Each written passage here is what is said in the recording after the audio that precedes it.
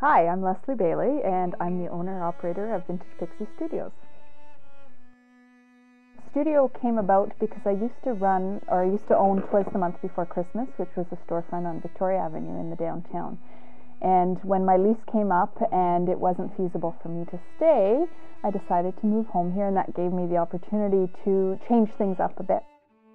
The studio is kind of a collaboration of all my favorite things. I love vintage and I love upcycling, so a lot of the items you'll find in here are vintage pieces that I've gone collecting. I do all the estate sales and flea markets. I travel and hit flea markets looking for unique finds, and I'll either put them into a new creation or I just sell them as is because they're beautiful in their own right.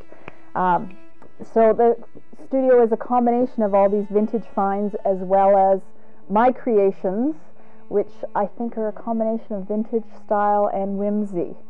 I just need to create and I need to share it with people. So this is how I do it, is just bringing it in here. And not everybody can afford some of my collectibles, but they can come and take a workshop and learn how to do it themselves. And that's just as gratifying when I see somebody go home with a finished product, because they always finish it in the class. That's one thing I guarantee.